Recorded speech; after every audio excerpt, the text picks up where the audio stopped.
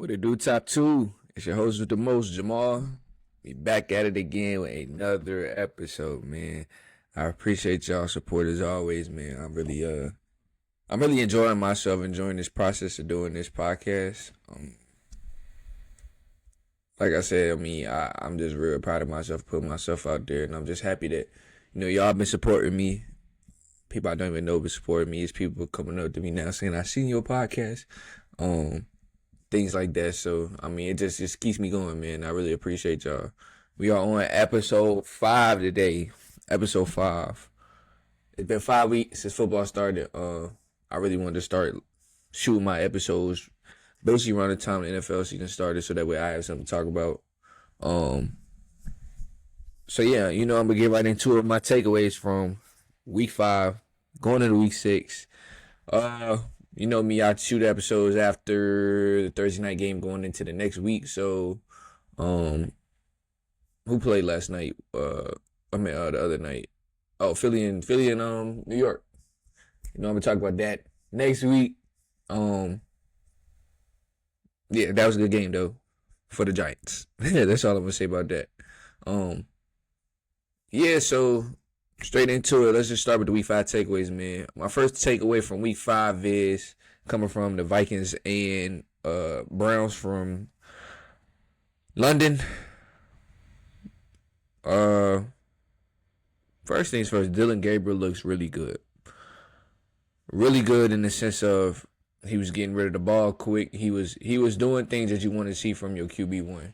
And I think they're pretty much sold on him and Shador, with them just letting go of Joe Flacco and trading him to Cincinnati. So I think they found their quarterback duo.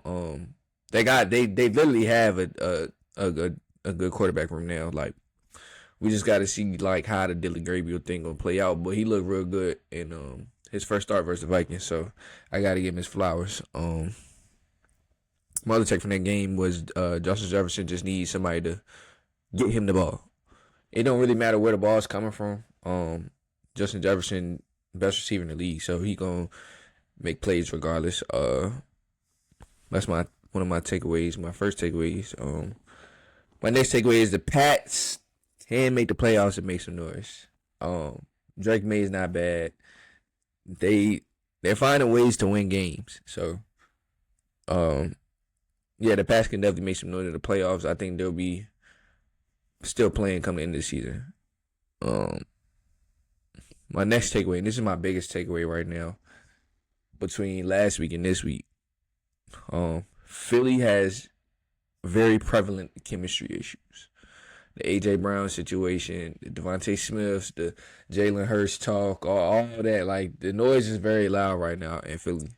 Everybody kind of see it.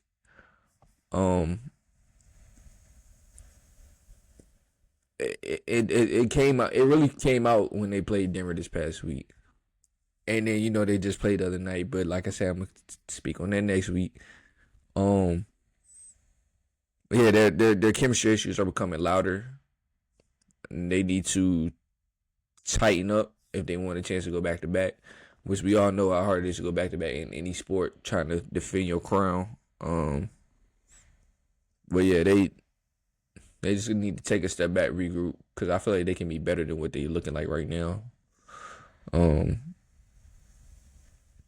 But yeah, their chemistry issues are becoming louder week by week. And the Broncos, I think the Broncos are better than what they've shown to be. If the Broncos can keep winning games, they could beat teams like the Eagles. They won't have a problem come the end of the season. They won't have a problem coming into the season.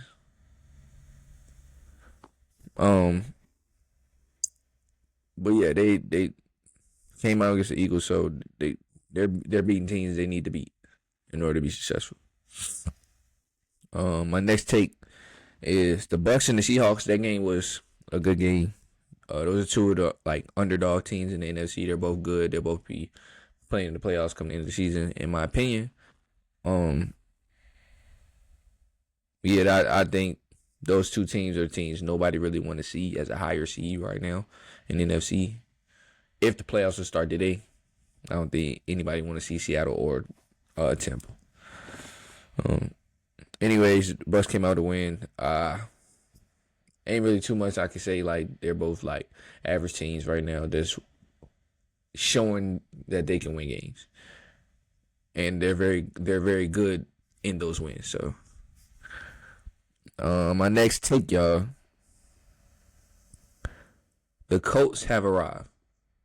It's 5 weeks in. I think it's time I say something a little bit better about the Colts. They're here, and they ain't slowing down. Like, I think they're smacking everybody they're supposed to smack. I think instead of Houston making the playoffs, the Colts should definitely be in the playoffs. Houston is, I can't remember y'all if I said something about Houston making the playoffs, like in my early season predictions, but I think how I think about Houston is how the Colts have been. Yeah, they got two MVP candidates, two offensive MVP candidates, Jonathan Taylor and Daniel Jones.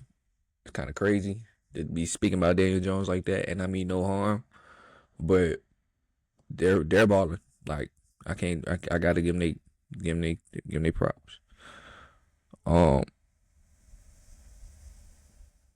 Like I've been saying previous weeks, for my next take is the Cardinals just find a way to choke and lose games. Once again, this happened again against Tennessee.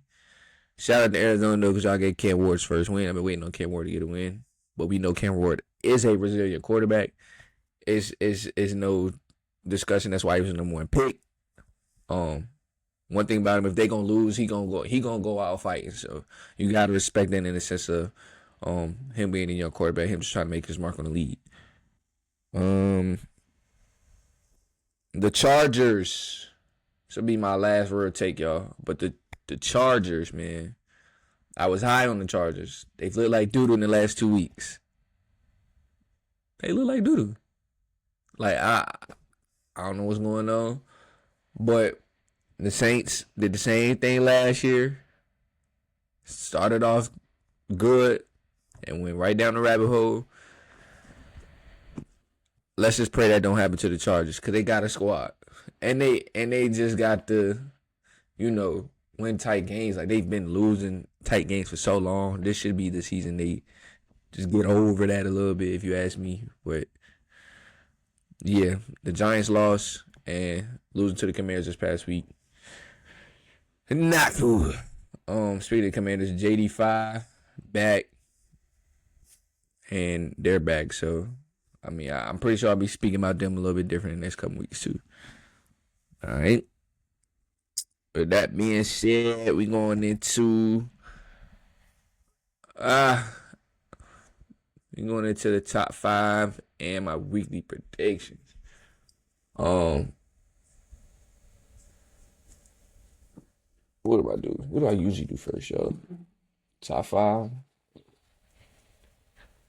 Hang on.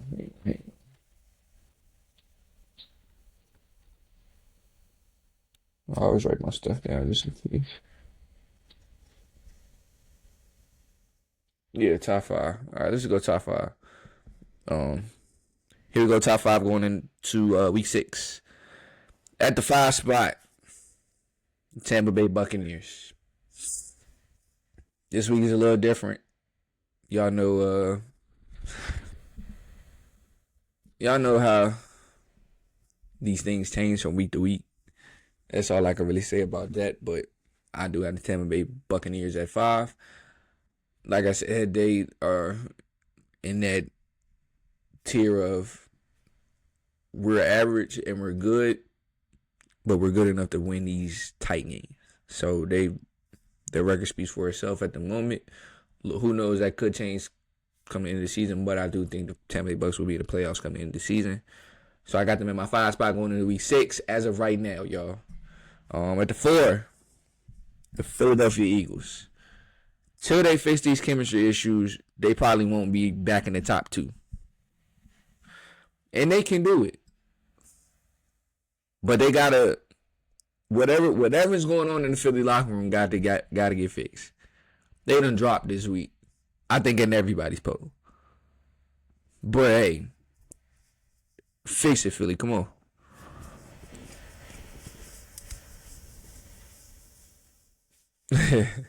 All right.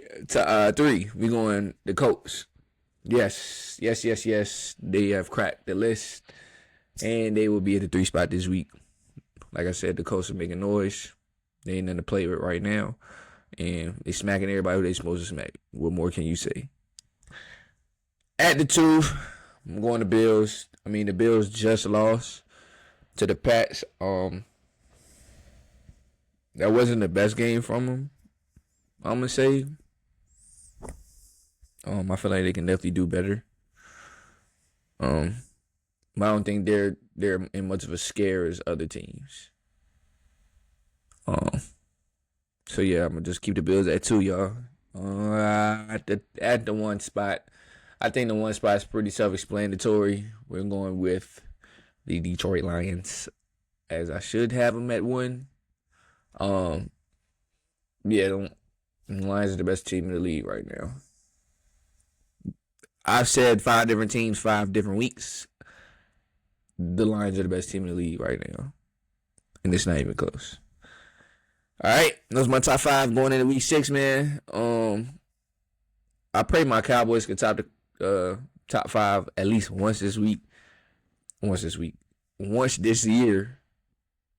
But hey, I'm a fan of the game, man. So if we losing, we losing. If we suck, we suck. We not going to Super Bowl. Y'all know how I feel about that too. Yeah, that's gonna conclude the NFL this week, y'all. So I'm gonna just go ahead and it's not really too much to talk about when it comes to the NBA. Like I said, preseason is just getting kicked off. Let me see what's really going on. Yeah, preseason.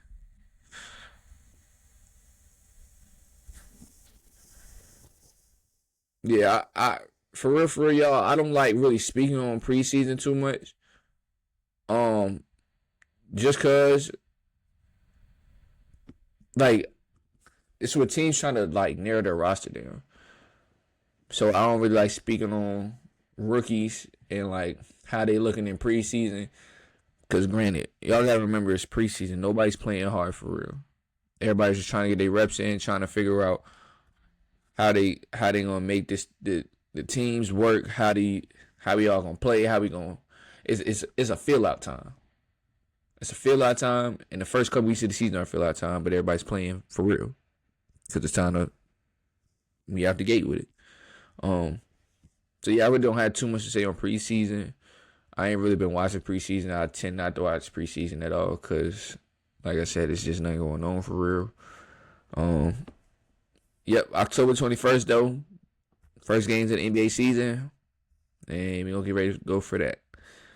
Uh, Next thing, is I ain't really talk about WNBA like talking about it, and we're just gonna say the season finished last night with the Aces coming out on top, winning their 3rd championship in the last 4 years. A'ja Wilson, Finals MVP. I